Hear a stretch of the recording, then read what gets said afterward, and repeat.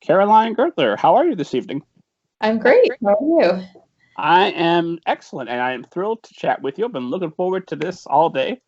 We were talking earlier. I've been in remote first grade, coming back from the holidays, and so I'm going to have an adult conversation tonight about books and editing and all kinds of wonderful things and art. So we're going to have hopefully a wonderful time. Where I always ask folks to start is I do not summarize other people's biographies, and I don't summarize other people's books because I will make a mess of both. So if you would kind of give esteemed audience a little bit of an overview of your background, and we'll go from there. So I grew up in New York City. I was actually born in Connecticut, and then my family moved to New York. And I'm the third of four children, which is a very good role in the family in terms of becoming an observer of life. And I always wanted to write. I'm definitely someone who just knew that I wanted to be a writer from a very young age. And I taught myself to read when I was very young, and just loved reading as a middle grade reader. And then I went to college thinking that I was going to major maybe in East Asian studies. I was studying Japanese actually. But I also loved English, and I think I was deciding where to study abroad for my junior year, either Japan or Oxford. And I decided to choose Oxford and sort of go that English direction of studying English. And then I did an internship in publishing. And again, when I went to the career services to look up internships, I was in New York City. There was a choice between, I applied to two publishing internships. One was for adult publishing and one was with children's. And I went to both interviews, and at the adult publishing editor was like, oh, this is your filing area. You'll be doing a lot of filing and busy work. And then I went to interview with Christy Ottaviano at Henry Holt. And she was like, well, I don't have an editorial assistant, so you'll be doing editorial assistant work as my intern. And that sort of launched my career in children's books. And I went on to do other things before I came back to being an editor, and then I eventually moved into the writing side. So it's been I could spend a lot more time telling you the path I took to get there. That's the sort of fast version. Oh, I'd love to break down some of that because there is a lot to unpack there. Before we do that, I know that publicists and editors listen to the show, and they like to hear me say that Many Points of Me released here January 12th. Mm-hmm. Yeah, January 12th next week. So here's the finished copy. Congratulations on the big launch. I've got so many questions about the book. And I'm going to ask because I'm fascinated by this idea of children's book editor now becomes author and has to be edited. So I've got lots of questions about some stylistic things that I noticed along the way. But I have to ask, you sound like you have a bit of an interest just in everything. Because I know you've got an MA in art history. Is that right?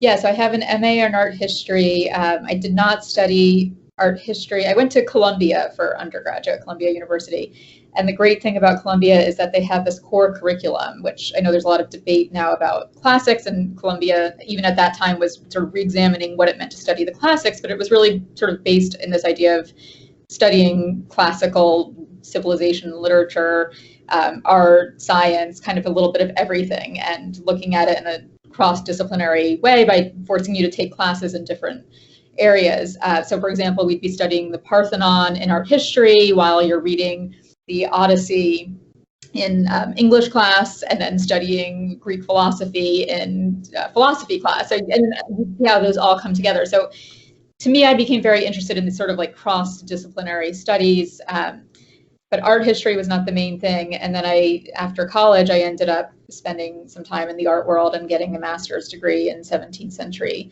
Dutch art. I was kind of veering away from my English publishing life to exploring the art and museum world. But then I eventually came back to publishing. So I do have a lot of different interests, and sort of I'm interested in how they meet in different ways and how they intersect.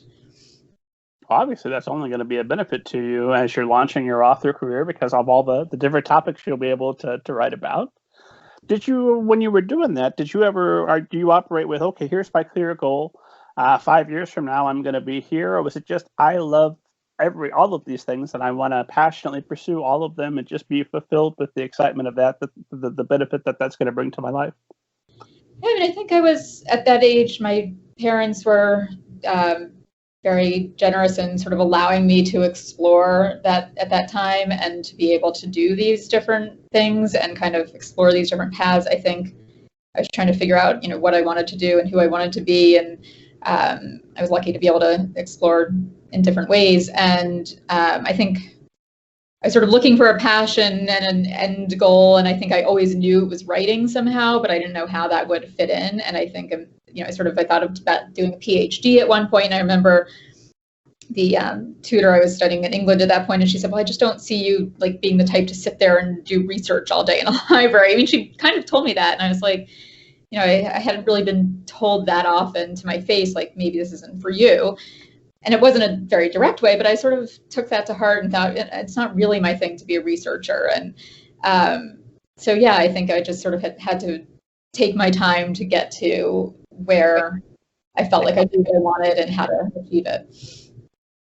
So here's a question that's probably just my own ignorance. Most questions are.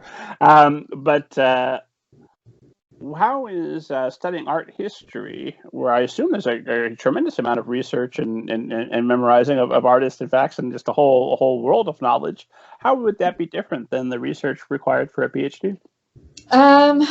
I guess a PhD is just one small topic. I mean, it's such a narrow topic, and I mean, I guess in the academic work I did do, and not to undersell myself, which I tend to do, but I did it in England. I did my master's at the Courtauld Institute of Art in London, and again, maybe I don't think anyone from there will be listening, but it's just I don't think it has the same rigor as an American master's degree in terms of requirements and level of detail in terms of research. So I did my share of research, but it was never my thing. So I sort of somehow, I think I wrote about the connection between proverbs and history, painting, and 17th century Dutch art. So it was sort of intersecting literature and art even then. And so I think I was able to kind of, make it my own thing and not as research-based as it needed to be. I mean, I did do some research, but I'm not big in researching. I sort of like to do things intuitively and off by the seat of my pants. So you had mentioned that you had taught yourself to read very early on. How early on are we talking? I don't know. I mean, as I said, I'm the third of four, and so my parents don't have many stories or details about my childhood. But I'm pretty sure I was I would say certainly by 4, because I know when I went to kindergarten, I just turned 5, and I was already like a good, I mean, I don't know what it means, like a decent reader and writer by that point. So it must have been, around 4-ish, I think. So it sounds apocryphal now, but maybe, I don't know. Yeah, so I remember, because my older sisters, they had these learn to read books, and I sort of vaguely remember maybe I have been told that I would pick them up and just look through them on my own. And my father also read to us. My father was in academic publishing, so he was a real book person. And my mother also had a writing background. She was sort of an assistant to writers at a soap opera. So I had this house full of books and people interested in, literature in some different regards. My father was more into history, and my mother was into soap operas. But she always provided us with books and reading opportunities. So I was very lucky in that sense. Well, that sounds like the perfect marriage. You get all of your factual information, plus the drama you're going to need to bring it to life. Exactly. Yeah. Well, that answers lots of the questions I have about many points of me, but we'll the analysis part of the. Yeah. When do you start to gravitate toward children's fiction? I mean, obviously you looked at the two options, and just Henry Holt happened to be the better immediately. But when did you say, oh yes, middle grade is going to be for me? Or have you decided that? Is this a thing you're going to do, and then next an adult novel, and then maybe something else? No, I'm committed to middle grade and children's, and I think it really happened.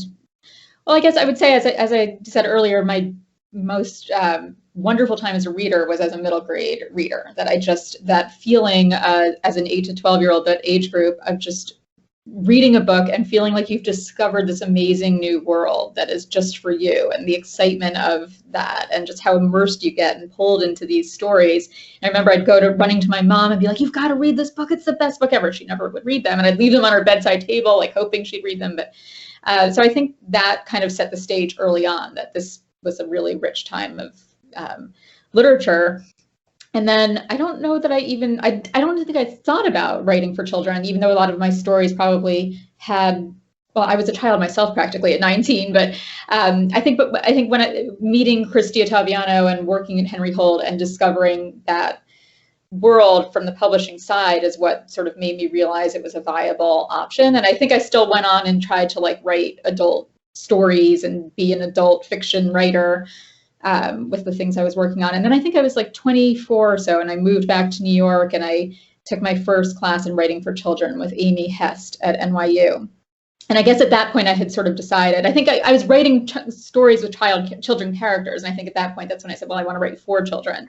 And so I took an online class with Uma Krishnaswamy, who's amazing. It was probably one of the early days of online writing classes with writers.com before she was at VCFA. So then I started to really focus on that and decided I wanted to work in children's book publishing. And I've sort of toyed occasionally with an adult idea, but I just love this world, and I'm very committed to the world of children's books. And, I don't know, maybe I'd write an adult thing someday, but it's not necessarily what I'm interested in pursuing. I'm not looking at this as a stepping stone or anything like that. Some people might, but that's me. I don't understand how that would work, although I'm sure there are authors that could explain it to me, how a couple of middle grade books would be. And now, as you might expect, I'm going to go write romances. Yeah, no, that happens sometimes. But I do understand taking up multiple passions, and I don't just watch one type of movie or read one type of book. I like to. I write adult fiction as well as for children. I think it's fun to do a little bit of everything. Yeah, I think sometimes I worry that my voice is a little adult in my middle grade. So to that end, maybe it would suit me to do that. But I'm sort of in this world now, and this is where I think I'd like to be, as long as they'll have me. Yeah. Well, based on what I've read, I know you've got another book coming out. I think you're going to be around for quite a while. So I'm looking forward to our fifth and sixth conversation about the novels you're yet to write. So editorial assistant as an intern, what does that look like, and how does that prepare you to go on to become an editor and then eventually an author? So editorial assistant means, back in those days, I was actually typewriting envelopes for Christy. So like she would write an editorial letter, and I think she was actually handwriting her editorial letters or her notes, and I would actually be typing them up, not on a typewriter, on a computer. But then we still even had a typewriter where you'd insert the envelope and typewrite the label or the envelope. What year are we talking? It sounds very ancient, right? This is early 2000s still. So I was sort of like right at the cusp of when I think publishing started to transform, when it went from being this kind of like more old-fashioned feeling where we would have the slush come in, and we'd have like monthly or weekly meetings where we would gather over lunch in a conference room to open the slush pile and go through it and then send form letters back. I don't think they do that anymore, but so I sort of got to witness the tail end of that in my early days in publishing. So is that like everybody's reading individual slush and then turning them over, or is somebody reading it to the group? Yeah, everyone just takes a stack, either the ones that are addressed directly to you or to your boss, or the ones that are just addressed to your editor, that we would just divvy up. So yeah, I think being an editorial assistant or an intern, it's like an apprenticeship where you assist everything that the editor is doing in order to learn the craft and to learn how to do it yourself. So it's everything from the nitty-gritty of paperwork, contract request forms, check request forms, organizing the lists that they have in terms of TI sheets. Now I'm trying to remember all this. It's been so long since I've done it, but just all the sort of administrative work that goes into being an editor, as well as the editorial work, which is reading manuscripts and constructing editorial feedback and line editing, and then giving that feedback to the author and working with them to revise.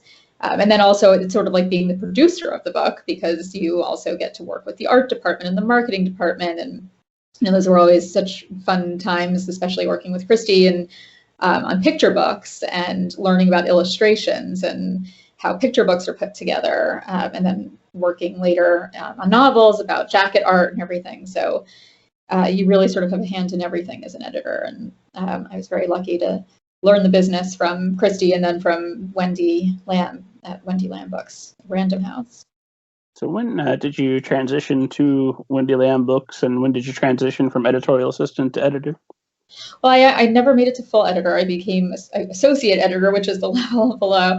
But I really, as much as I loved working on picture books and illustrated things with Christy, who tended to focus more on picture books, novels were really my main passion. And Wendy, that's what she did. She just did novels, fiction for children, and also was at a bigger house. Henry Holt had just kind of merged with Macmillan and moved into the Flatiron building and was going through a lot of changes, but it didn't have a big house feel yet. And I don't know how it is now, but Random House was just a very different environment. And I wanted to try, this bigger, more corporate environment, and also get to specialize in fiction, which Wendy was doing. So I did. I think I spent about 3 years with Christy, and then I moved over to Wendy Lamb, and I spent 3 years working for her. And then I left to mother and become a docent and write and do all these other things. While you were doing that, did you always have one eye on one day I'm going to write my own book? Or were you writing on the side?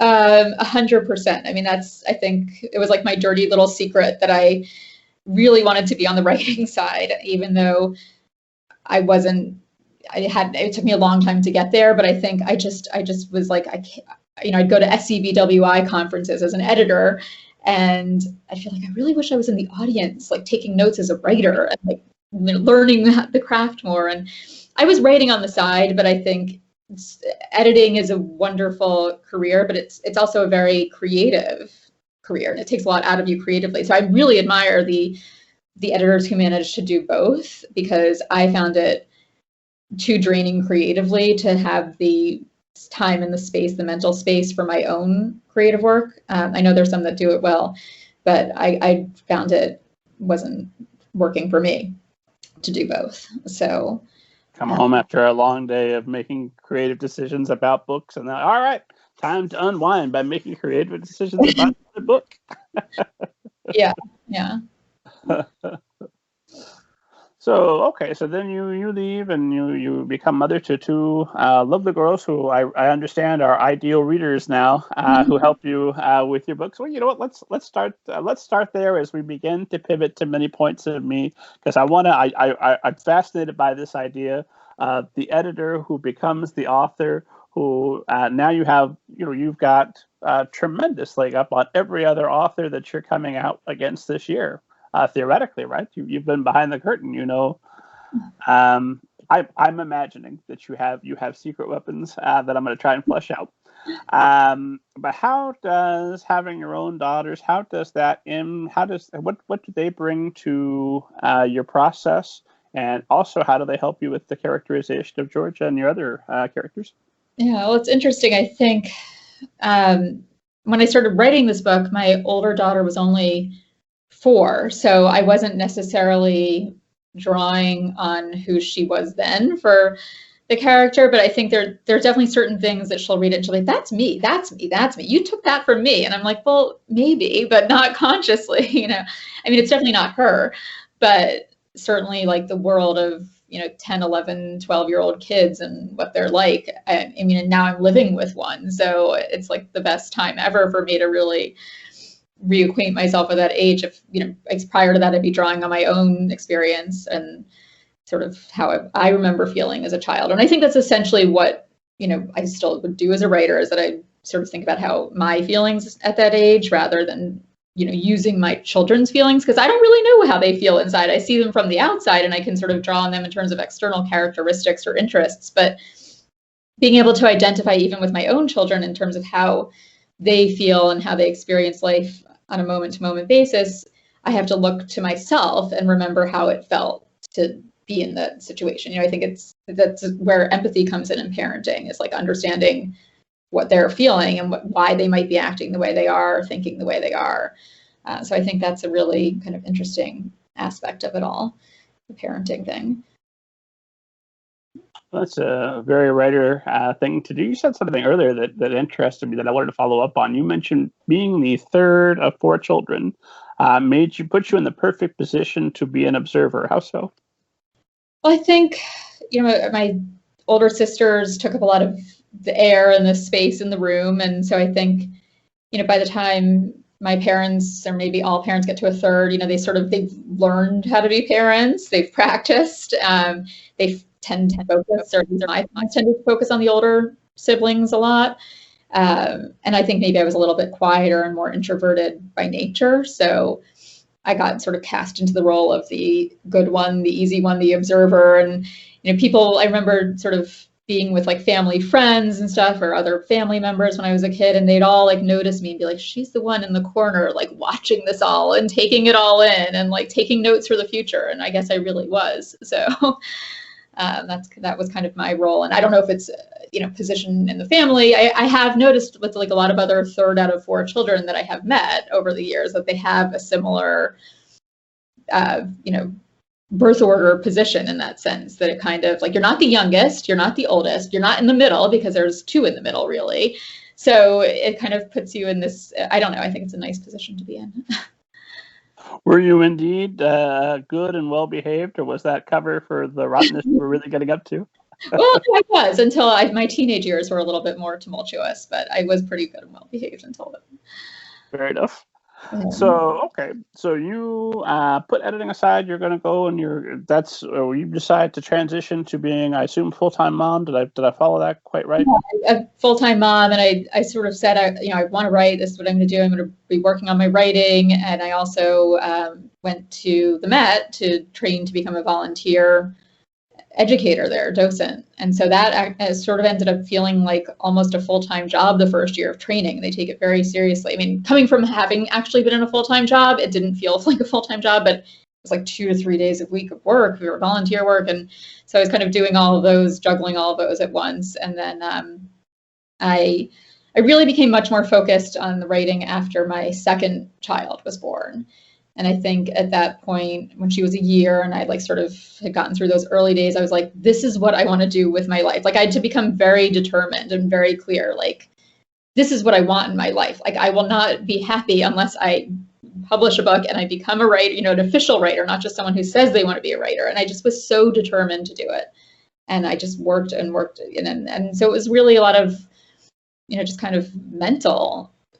For me, it was like a real mental game to get myself to this point, which I don't think it's as much for everyone, but for me, that was like really, it was like some, a lot of complexity about, imposter syndrome, not worrying about how good something was. I think that's where the editing side kind of has a negative effect, because it was a positive and a negative, because I think in some ways the positive is I had the benefit of seeing manuscripts come in that were not in their final form and knowing what manuscripts go through in order to become a final book. I think a lot of people out there who want to write, you see a finished book and you read it and you think, oh, wow, the person just sat down and wrote this and look what came out. And you don't realize, even if you've read about how much work it took, or you don't really realize what it takes. I mean, maybe some people do sit just down and just come out with a book, and maybe that happens. But I will say there was one writer, and I won't name names, who we worked with, who I think came in pretty near perfect. But I saw a range of different experiences. So I think that was beneficial in terms of realizing, like, it doesn't have to be perfect. At the same time, I also had very high standards for myself, and it's very easy, hard to turn off that internal editor, which is hard for any writer to do, to turn off the internal editor that says this isn't good enough, or this isn't working. So for me, it was really like learning how to turn that off and just write, and whatever came out, and I'd fix it later. And, of course, then the fixing it later part is also hard. So it's been a real like learning process, I think, especially over the last 10 years of like how to be a writer, also how to come up with story. I think for me, I would start with a very vague image, maybe a character, a voice, like some really tiny grain of a spark, and learning how to take that tiny thing and make it into a whole novel, not just like 3 pages of pretty writing on a little idea.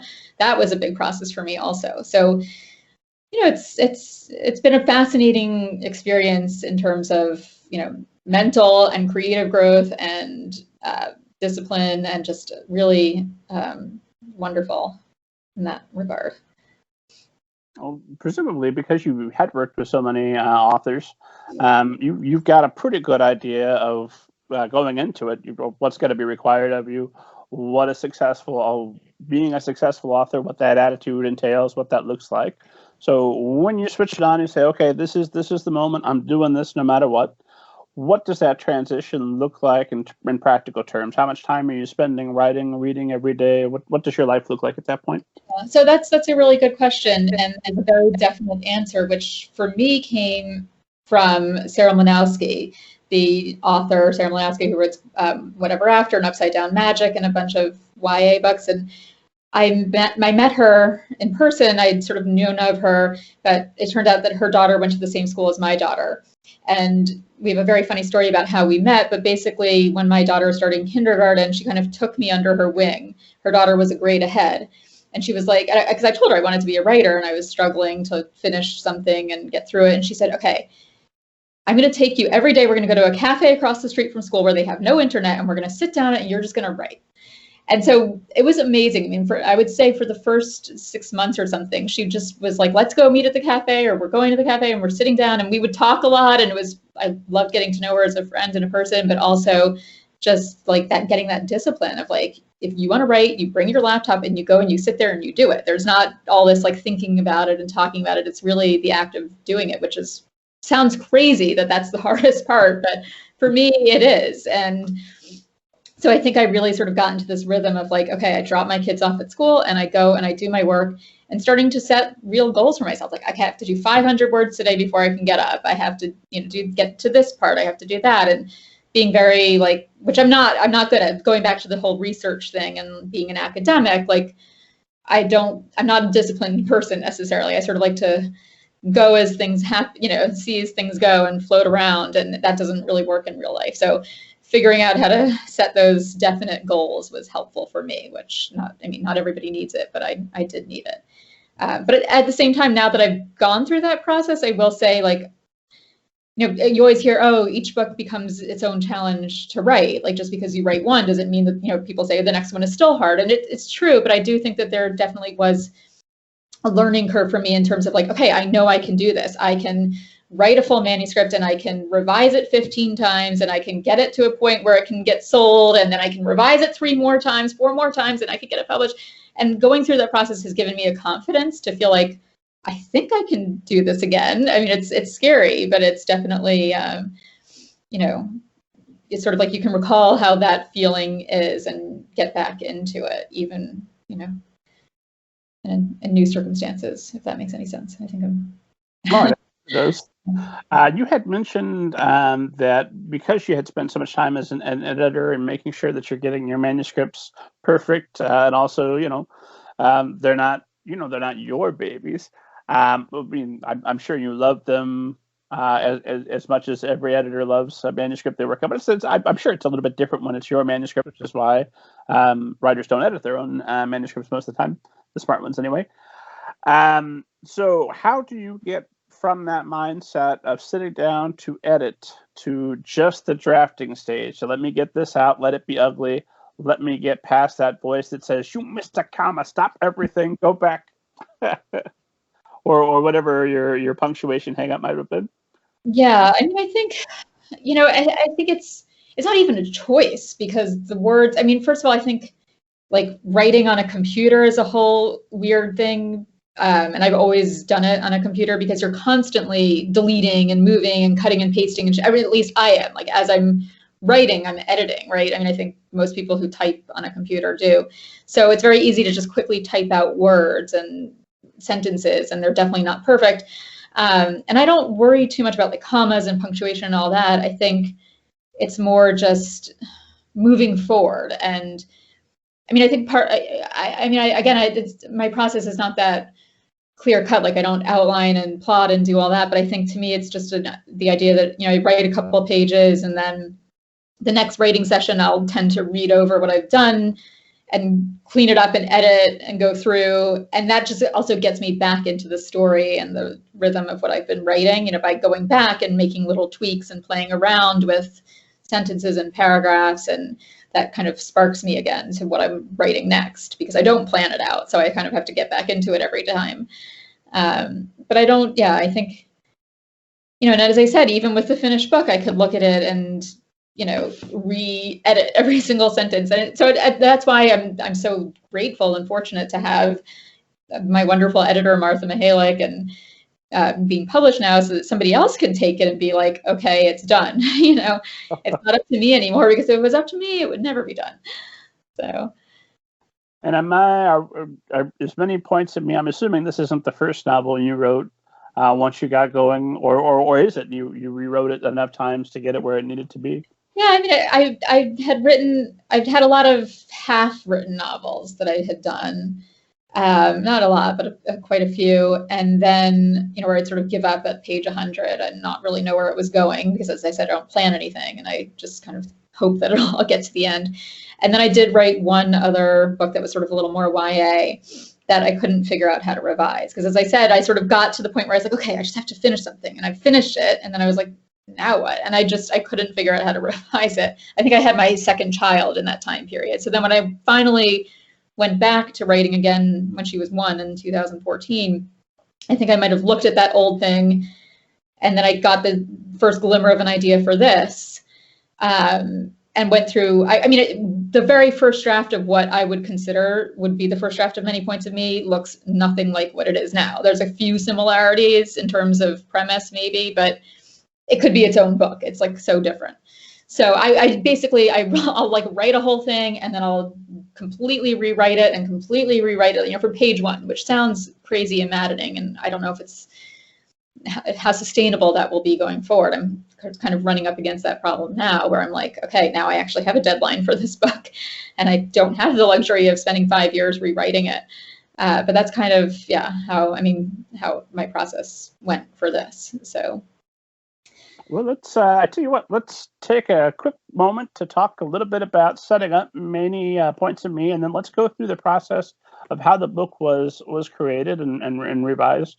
And then I definitely want to know more about your relationship with Martha Mihalik, who I follow on Twitter and have not yet approached to come on the show. But Martha, if you're listening, please come on the show. We'd all love to hear what you have to say. So, Many Points of Me, let's start. I told you I don't summarize other people's books. The best spot to start is, if you would, just give esteemed audience, what do we need to know about Many Points of Me? So, Many Points of Me tells the story of Georgia, who's an 11-year-old girl in New York City, turning 12, whose father was a famous artist who died about almost 2 years before the book begins. And she is still figuring out who she is after this very sad loss, and also what it means to have a father who people kind of still talk about in the present tense and feel like they have a relationship with because they know his art and love his art. And then also her own figuring out who she is as an artist. She kind of wants to be an artist too, and her best friend Theo, who lives in her building, they do art together, and sort of feeling like, you know, where is that passion for her now? And her mother is putting on an exhibit at the Metropolitan Museum of Art about her dad's work, and in the process of that, Georgia finds a sketch that she believes might be for a painting of her that he never got to finish. And she sets out to prove that it is what she thinks it is, because it's sort of a way for her to sort of reclaim her connection with her dad.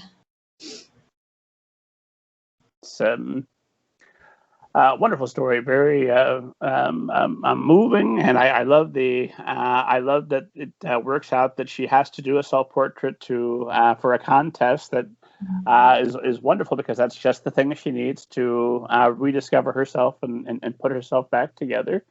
So with this, who would be the ideal reader for this story? Who are you most hoping is going to reach? Oh, I don't know if there's an ideal reader. I think, it's maybe the kind of book. Well, I don't know if it's the kind of book I would have wanted to read. I loved fantasy when I was a kid. So I did read realistic, contemporary stories too, but I would have chosen fantasy any time. Does that mean we might look forward to a fantasy book by you at some point? I would have loved to write fantasy, but I don't know if I actually just tried to start writing one in the last month, and I sort of got 3 chapters in, and I realized that the name of the character had already been used in another book recently. It wasn't even original. So I don't know. I don't know if it's for me, but I wish I could write it. And I actually really, I think I say this in some of my interviews that I've done on blogs, that I sort of set out to write an art mystery. And it's, I think I needed to find the heart of it, because just writing a surface mystery didn't have enough heart. And so I think in discovering the heart, it turned into this more emotional story of grief and about personal connection and relationships and self-discovery. But that's not what I set out to write. I think that's maybe just my natural wheelhouse as a writer, is to explore these emotions and feelings. So it's an interesting thing, sort of figuring out, what to write and what the story is that you want to tell and all that. Well, I'm fascinated as a avowed pantser. When you sit down to write a mystery, I assume if nothing else, you have to know who done it to get going, or know that you just sit down and just go for it. That's the problem, is, as I've said many times in this interview, I don't research and I don't plan and I don't plot, and I don't know how to apply my logical brain to story, at least not in the beginning. So therefore, no, I was not the mystery aspect. There is a slight mystery aspect in here, but it's definitely not the main thing. And you can see, I think, from my mystery plot that I'm not necessarily cut out to be a mystery writer, but in terms of a genre sense. But I do like I think all books are mysteries in a sense, and I think that the best books end up having a sense of wanting to find out what happens. There's something that you need to keep turning the pages to the end to know and to understand and to feel. And I don't know if I achieve it here, but I think that the books that I love to read, I feel compelled to keep reading because I want to know something, and not necessarily a mystery in the sense of the genre of mystery, but just there's something that needs to be discovered or uncovered or revealed or wrapped up, or there's got to be something that keeps you turning the pages. To me, that's the main thing with books, is something that makes you want to keep turning the pages. So my ideal reader, I guess, I don't know what the reading experience is like for a reader of this, because I have no sense of distance or objectivity, but I would hope that if I heard that a kid wanted to keep turning the pages of this book and get to the end, and they really did, that would be the most satisfying result to me. The worst feeling is when you don't want to continue reading a book and you're bored by it. And I hope that doesn't not the case with my book, but I don't know. At this moment in time, have you heard back from any young readers, or am I talking to you on just the verge of that feedback on its way? I know. I mean, I would love to hear from young readers. I've heard more feedback from adults, and it's hard to know. But my own daughter is a tough critic. She also really loves fantasy, and so she did, the first time she read it, she was sweet, and she was like, oh, she said it was addictive, and that was her way of saying she wanted to know what happened. But since then, she's become a little coy with me about it, that it's well, Georgia's so depressing and sad and boring, and I'm like, okay. So we'll see if I start to hear from young readers. I would love that, but we'll see what their reactions will be. I hope they'll be genuine. I don't know about boring. I think you're going to hear much different feedback going forward.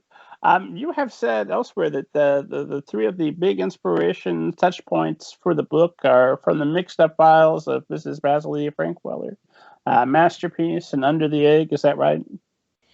Yeah, I would say. I mean, all books that are related to the Met somehow.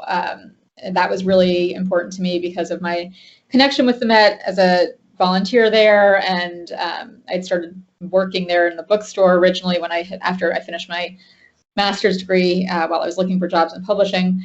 So I really felt like it's such a special place, and I love these books that sort of bring in art in some way, and especially a place like the Met, which I just think is a fascinating institution and place to spend time, especially behind the scenes. So originally I had sort of like a caper scene in here where she's like breaking in to try to get her art submission back and ends up like running through the back corridors and hallways, and that didn't really fit in the book in the end, but I sort of like the idea of, having access to these places in a behind the scenes kind of way.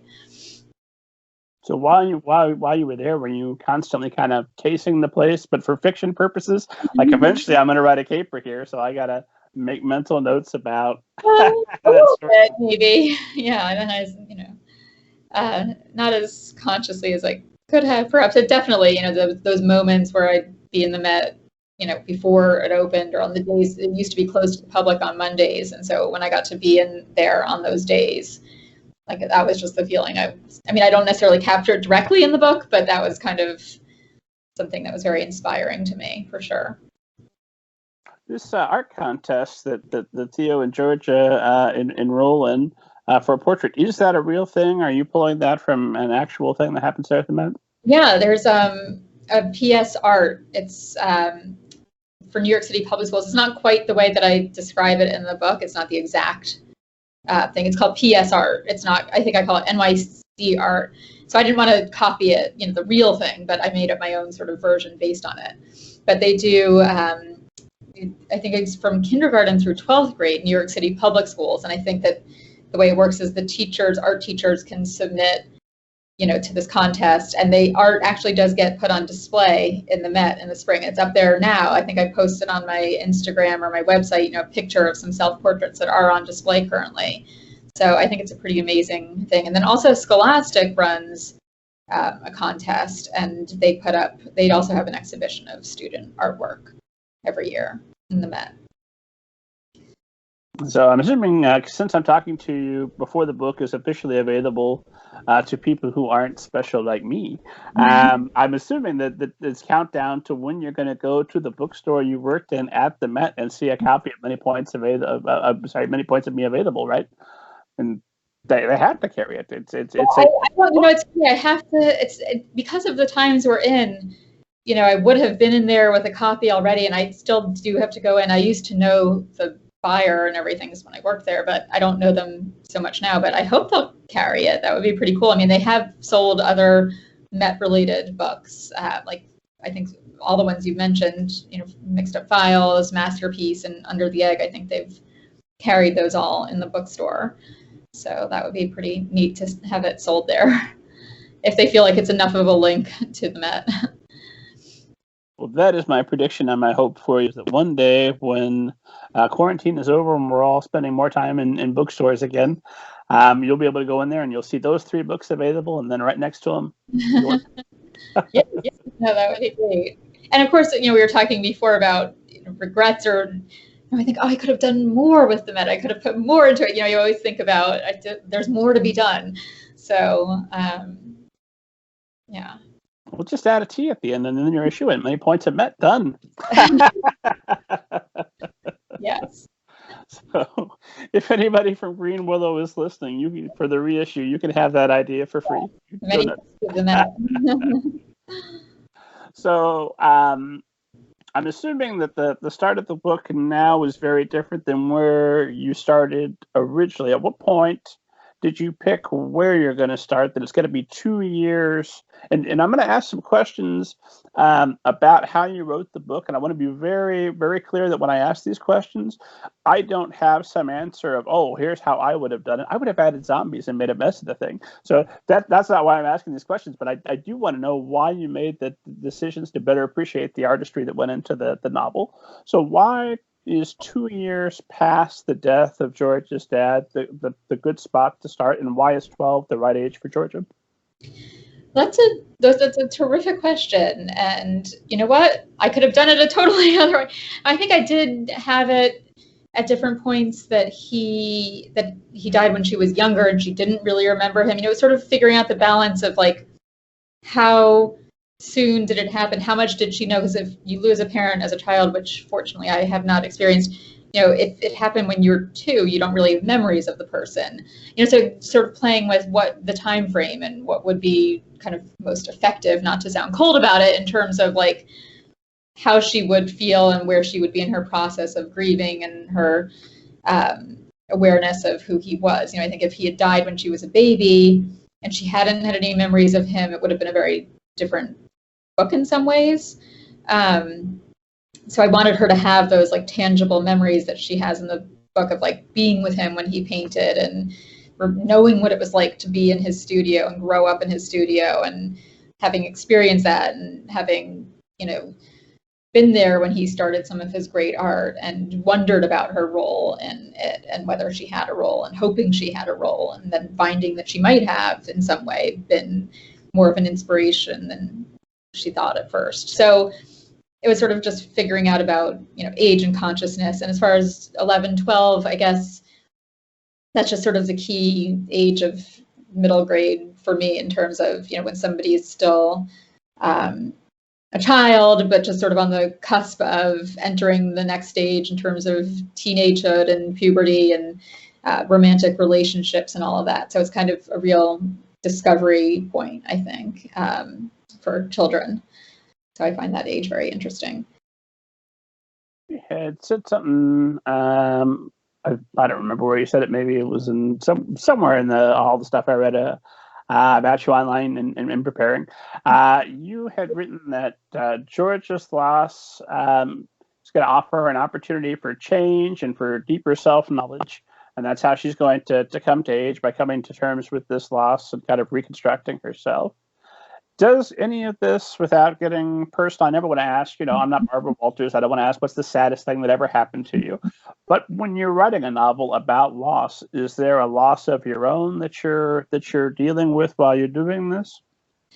You know, it's interesting. I was thinking about that because I haven't experienced loss like this. But there definitely was a time in my life when I started writing this that I was feeling loss within my own family, you know, coming from a somewhat large family, you know, just complicated family relationships. And I guess my older sister was going through a divorce and there was other stuff, you know, the way our family was feeling broken up as we were all branching off and going in different ways. And I won't go too deeply into it, but there was like this sense of loss for me that, you know, I was exploring, I think, through here, that I sort of was like, I can channel this feeling that I'm having about what's happening in my own life in terms of loss and what that means into this experience. And so, you know, I hope that it comes across strongly enough, and, you know, that it makes, you know, that it works, I guess, because it's not something I've experienced directly.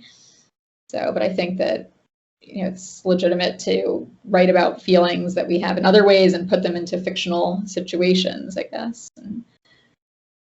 Did you feel that when you had finished the draft, that it had brought you some sense of closure? Again, without getting specific, and hey, spill your guts. Closure for myself. I mean, I think, I mean, I wouldn't say for my own life it brought me closure, but I feel like I got to know Georgia and her situation in her life as her own character, and this other fictional situation. You know, it became her fictional character and world became its own sort of real situation to me, that I was figuring out what her story was. So it wasn't necessarily about me in that way. It was really what makes sense for her as a character and her life, which I feel like I found closure with. That's being a very responsible author. Make sure it's the the character that needs the closure more than the author. That makes sense. Quick nerd question. Theo's bearded dragon is named Crypto. Are you a Superman fan? Where'd that come from? Well, that's, you know, I feel like I should have a better answer, but I just he had other names before, and actually that's something I can attribute to my daughter. She didn't like his original name, so I was like, I sort of pulled it out of left field a little bit, which, you know, I hope it seems authentic enough to readers who are fans. But no, that's, you know, I guess my brother and I sort of were into superheroes when we were kids a little bit, maybe, but not like nerd wise, just kind of on a superficial level, so to speak. Yeah. Yeah, I'm somewhere between superficial and hardcore nerd. I'm always finding myself in the middle because I'll go to a comic convention and talk. Well, I used to back in the day, and I talk to the really hardcore people, and they immediately see through me. They're like, "You're a poser. You don't know the truly deep history of the character." But then if I'm talking to somebody who's a casual fan, and I can see their eyes kind of glaze over, I'm like, "Oh, I've gone too nerdy for you." So I'm somewhere in the middle. I'm definitely on the superficial end. If you're in the middle, like I'm, you know, yeah. What do you think when you finish your fantasy novel? Maybe a superhero book at some point? Maybe. I'm gonna get you to commit to like 5 different books by the time we're done, and then you're gonna Yeah. have Well, you're gonna have your project sorted. So okay, let's talk about your path to publication. At what point do you your literary agent is Sarah Crow, right? mhm. Do you, I mean, is it traditional? You go and you find a literary agent, and she finds you the deal that you want, or how's the process work? Yeah, so I mean, I guess having worked in publishing, I knew how it all worked, and I knew I'd want to find an agent. So even when I was still in the business, I was getting to know agents, you know, through their submissions to my boss, and I was starting to get to know some of them on my own too, like as I was trying to rise up to become an editor myself. And Sarah was one of the agents that I connected with back then. I always loved her submissions and her authors and her as a person. She's someone I got to go out to lunch with a couple of times as a sort of business lunch. And so when I left, I sort of had this like list in my head of who I'd want to represent me in my dream life of, you know, becoming a writer a year later, which of course ended up being 10 years later, but she was always at the top of my list. So when I finally felt ready to find an agent, she was the first person I submitted my manuscript to. And there was a little bit of a process. It still took a year before I actually ended up signing with her. But yeah, it was definitely an interesting process. And I think it definitely helped that I had had some inside experience going through that process. So yeah. So with that inside experience then, and Sarah Crow, if you're listening, we would also love to chat with you sometime. How do you, with the experience that you have with, you know, this, with what you're bringing to this, how do you go about deciding who's going to be the ideal agent, and then what makes Sarah Crow your first choice? Well, I think it was really having connected with her when I was in the business, when I was in the industry. And then, of course, she's had this meteoric rise. She's sort of become a superstar over the past 10 years.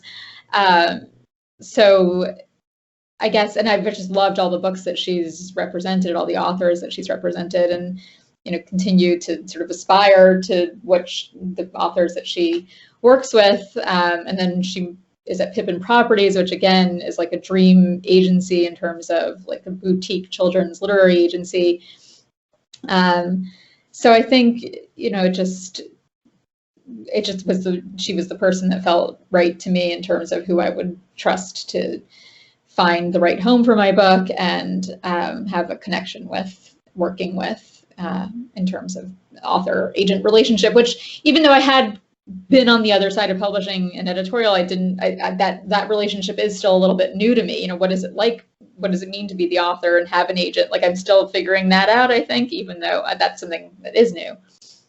But it's been wonderful, and I'm so grateful to her. I mean, she helped me revise this. We spent a few months revising it before we even submitted to editors. So she helped make the book even better than it was when we signed together, or when I signed with her, I should say. Well, I would think you would be an ideal client with your background because she's not going to have to, I assume, hold your hand as much and explain how things work to you because you've been there, you know.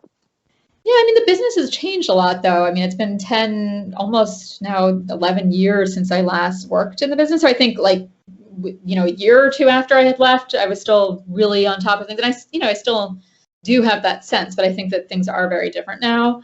So, but I have other writer friends who I've kept in touch with. I meet within a writers group, and so I've heard a lot about, how they're seeing the business change. So, yeah, I mean, it definitely, I think, helps that I have that background. It gives me a little bit of perspective, but it's still different being on the other side, being a writer, being an author. You're not on the inside. So you still have that feeling of like they're doing things behind the scenes and you don't really know what's happening that authors sometimes talk about. But I'm also grateful not to be the one doing that behind the scenes work, because I know it's hard work. It's really time consuming, and I have all the admiration for people who work in publishing, because it isn't, we always used to joke, oh, it's not brain surgery, like nobody's going to die on the operating table, but yet these things still, are taken very seriously, and people put passion and love and hard work into it. And so I'm very appreciative of that. Well, what are some of the biggest changes that have been brought to your attention in the 10 years since you were in the room where it happens?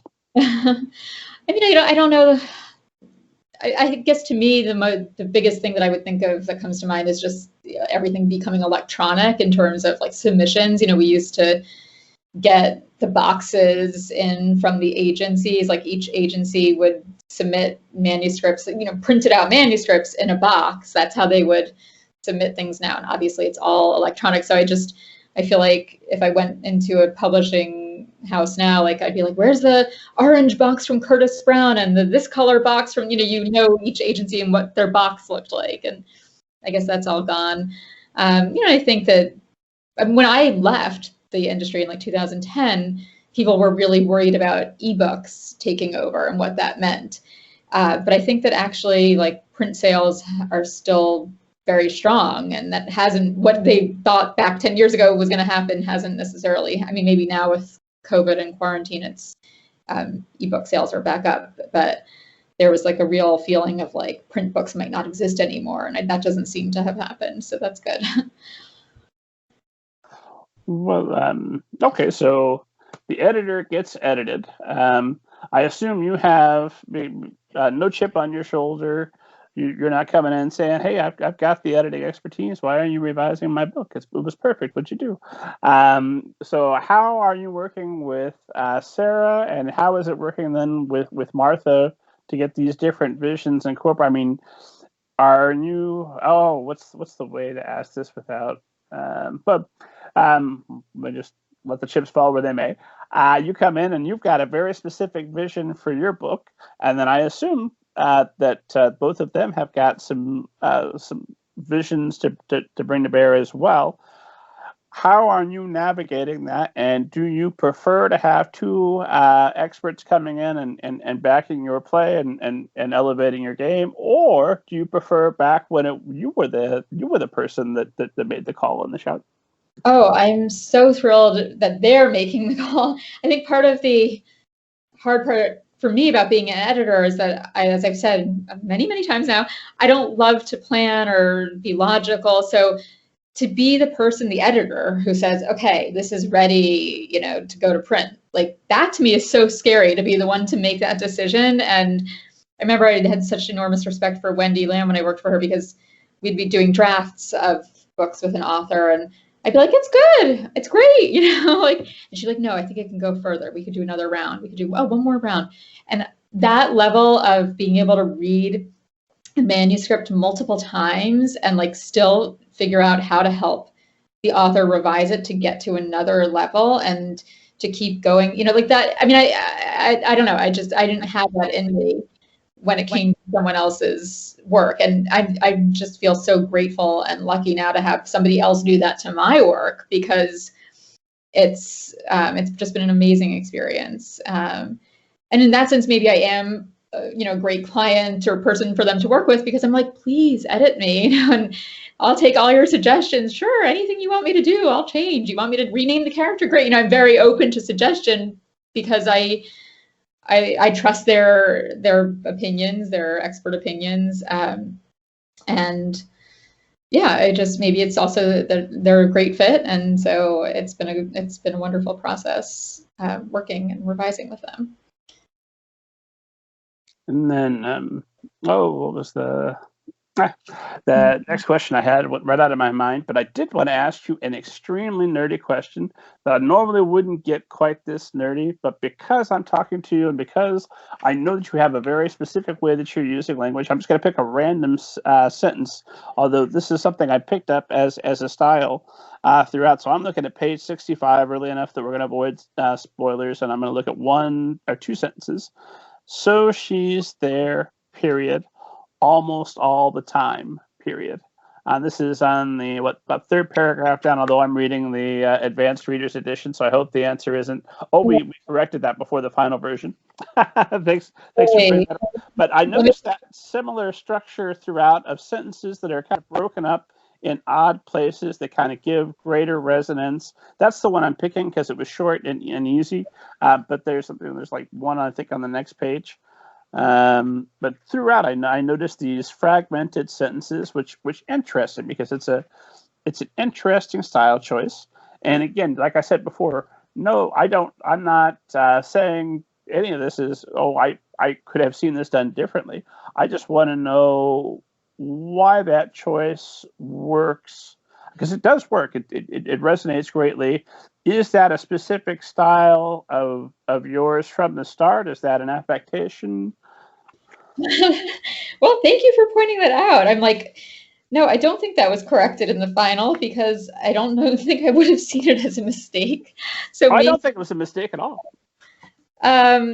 Like I say, it gives that short, what could have been just one sentence, that much more oomph because it's broken up there and because I've got to take the pause in between saying it beyond what just a mere comma would do.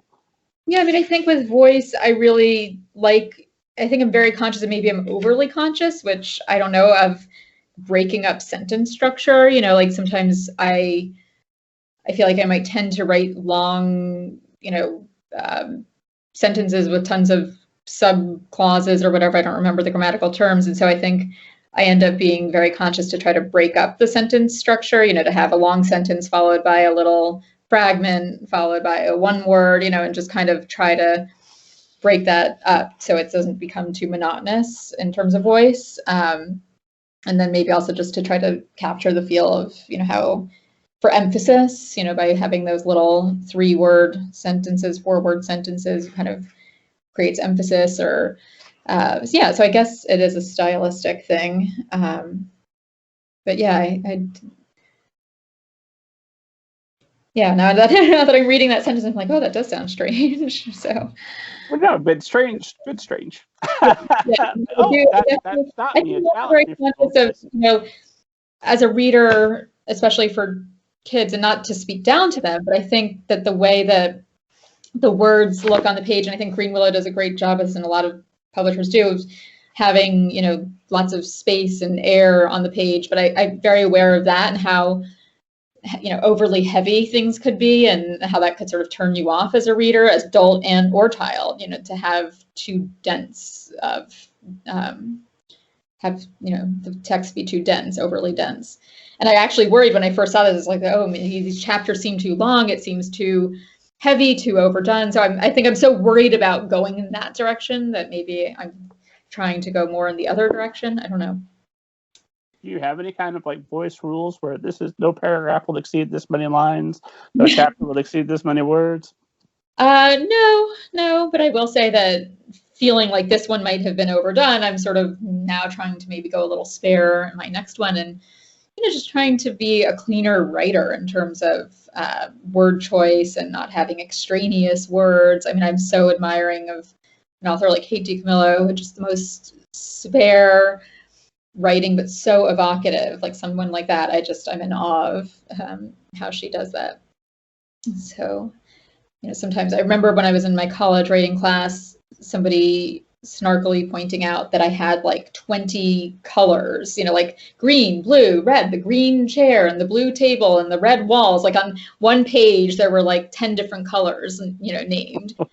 And it made me forever self-conscious of not doing that. So every time I write a color now, I am like, do I need to have this? Do I need to say the brown wooden desk? No, like, so I do think about those things especially when I'm revising or going through it. And So the writer watching or listening saying, but I like colors. I want as many colors as I can. Why is that not a good idea? Why? Well, I mean, it could be redundant, like one of the example I just gave, like a brown wooden desk. I mean, I guess a wooden desk could be painted a color, in which case then you might want to say the blue painted wooden desk, but otherwise wood is naturally brown. So to say it's a brown wood is maybe redundant, possibly. I mean, it might not be, but so, you want to avoid redundancies and clunkiness, it takes away from the emotion, maybe, if you overburden your language with filler or description that's not necessary. So yeah, I mean, I think that's the explanation for why, if that makes sense. I mean, of course, it's funny because in this book, there is stuff about color consciously. I mean, she's somebody who, sort of sees colors for people, and color is part of the story in that way. So I probably should have done an edit where I just looked at every mention of color and made sure that they were all consciously enough decided and included. That would have been a good edit to do, but it's too late now. Well, this question of author voice, and I'm seeing that our time is rapidly running away from us. It always goes so fast. Where'd it go? But I did want to ask, are there any other specific stylistic, maybe we were talking about author voice, which of course is always a tricky thing to tackle. How would you define your author voice, or would you? Are there some things that you can look at on a page and like, oh, that even though I haven't read this book before, it's obviously one of mine. I recognize it like from another life. I mean, probably. I don't, it's so funny. Voice is such an interesting question. And I actually once had to give an SCBWI talk on voice, and I didn't realize how complicated it was until I did it. And there's different ways to approach it, because you can talk about it like, in terms of like syntax and, person and tense, those aspects of voice. But then there's also something that's less tangible, I guess. I mean, it does come down again to the word choices you make, right? So yeah, I mean, I think, and then there's all the talk about finding your voice. And so, but yet a voice is so internal and it's so much essential to who you are. So I hope that I have a distinct voice, that I could pick something up. I mean, it's actually fun. I have a drawer here that I need to look through, of old stuff and kind of picking it up and being like, oh, this is actually not so bad, or, but I don't know that the voice is so drastically different. I think that there's something essential that's always there, for an author. That makes all the sense in the world. That's why we come back to the same authors that we love. We need to. It's almost like a favorite flavor. That's what we're hoping to get. Well, I've got I think 3 more questions, and we'll call it a night. Is that reasonable? Totally. So, esteemed audience, notice I have to ask, because I try never to fail to ask everyone. Caroline Gertler, have you ever seen a flying saucer and/or a ghost? Well, I thought about how I would answer this question, because I know that you do ask this, and I will say I have not, but I don't discount the possibility that I might, or that I have without realizing I have. And actually, I didn't realize you asked about ghosts, because the other night I had this very creepy experience where I was sleeping and I heard someone whisper, Caroline, in my sleep, and it really freaked me out, where I was like, it kind of jarred me awake. So maybe there was a ghost. I don't know. I probably thought it was one of my children coming into my room in the middle of the night. Maybe it was Neil Diamond just playing very quietly from somewhere. Yeah. But no, I don't think I have. I can't vouch to say that I have, but I might. So I think you need to listen very carefully, and hopefully the ghost will be, helpful and mention ideas for future novels. That would be tremendous. Yeah, I do try to think about it when I go to sleep at night. It puts me to sleep at night. If I try to think about my work in progress, I fall asleep immediately, and I hope that I'll process something in my sleep. But I do not I don't wake up with revelations. So, but I'm sure that something's happening there. Well, as of yet, but now that you're going to be a twice published author, Any muse out there with revelations to share with the world knows that you're a good conduit. Yeah. um, anyway, something else that I had read that I wanted to make sure I ask you about is because you're writing about art, you've got a background with art history, you've been giving tours with the Met, but you say that you can't draw to save your life. Have you at any point attempted to transform yourself into an artist? And is that something that's possible, say, for somebody that wanted to be a writer but doesn't have a natural proclivity for that? Do you think it's possible that there are steps you could take to transform yourself?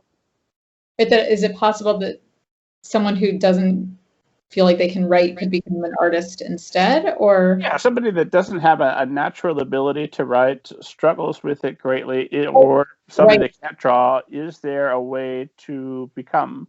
Oh, I thought you meant would someone, a writer, become an artist? So you're saying someone who feels like they don't have a natural proclivity to write, could they become a writer? That's an interesting question. I think, gosh, I don't know the answer to that. I mean, I did have an experience once in college where I met someone who runs like a drawing center, and he was like, anybody can learn how to draw. You just look at the thing and don't look down at your paper and just let your hand move, and you'll, and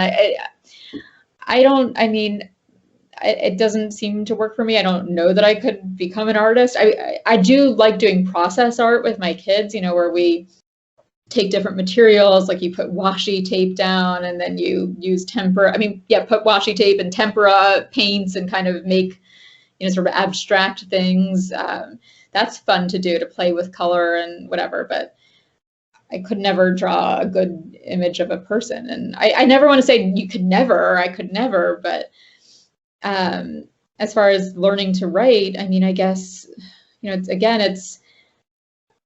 I think anybody can learn how to write. I think you have to have the desire and the drive somewhere inside of you if you want to do something creative, right? Like you can't just say, I want to be a writer, and then, there has to be such a strong drive that you practice it enough that you get to be able to get to the point of doing it well, right? So I think, if I really wanted to learn how to draw a figure, I guess I could practice enough that maybe I could get there, but I haven't tried because I don't really have that drive.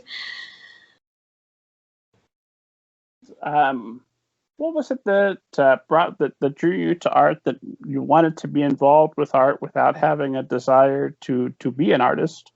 Yeah. That's another, so many great questions you have.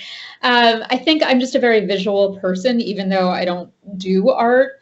I enjoy looking at it. I love colors and patterns and textures and images. I'm definitely a visual person, in terms of that stuff. And then also I process through reading. I don't process auditorially as well. Like even having this conversation with you, I'm like, wait, I have to make sure I'm listening and processing what you're saying. So, like for example, if I was in a lecture in school, I would have to I'd have to write down everything the professor would say in order to process it, because if I just listened, I wouldn't process. I had to have a visual representation of what was happening too.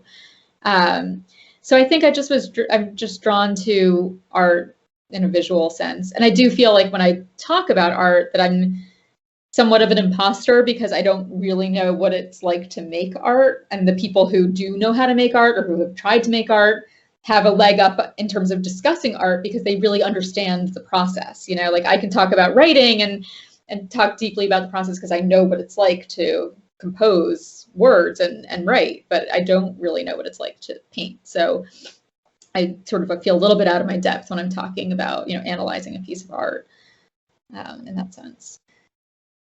I tell you what, next time we do this, I prefer to write all of my questions down so that they're nice and polished and you don't get all this talking in circles flab that I've been doing the entire conversation. So next time I will write perfectly constructed questions and then you'll be able to read them and we'll both be 100%. No, I love this. But if you sent them to me, as I said, I hate doing research. So then I would look at them and I'd be like, oh, I can't think about this. I'll just do it off the cuff. So no winning here. But no, this has been very enjoyable. So Thank you very much for making the time. Where can esteemed audience find you online, get more information about you, follow you on Twitter, all that good stuff?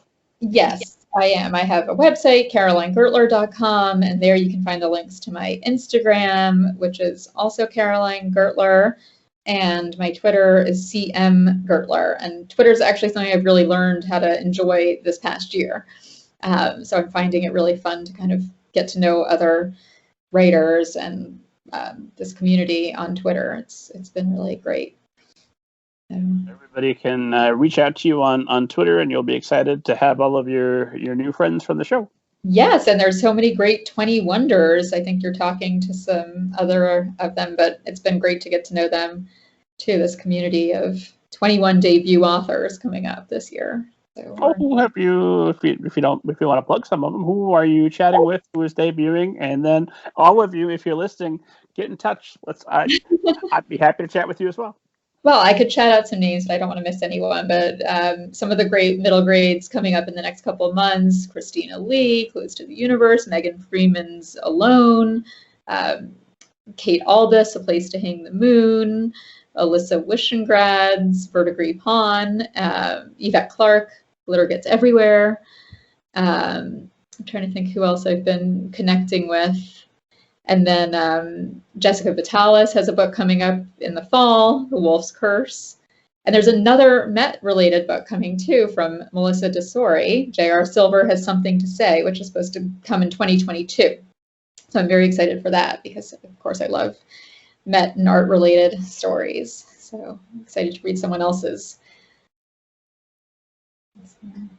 That'd be, that you are in good company. So you're all supporting each other through Twitter and through this strange time of promoting new releases during I think we're on lockdown again. I don't know what we're calling this.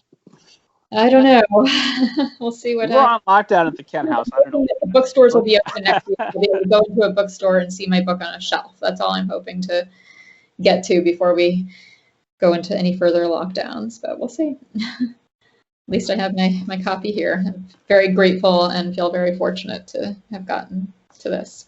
Are you holding a virtual launch party, or I keep sneaking in questions. I'm terrible about this. Like, wow, call it, it's done. But are you? What things are you? I have a virtual launch on January 27th. Shakespeare & Co. is hosting it.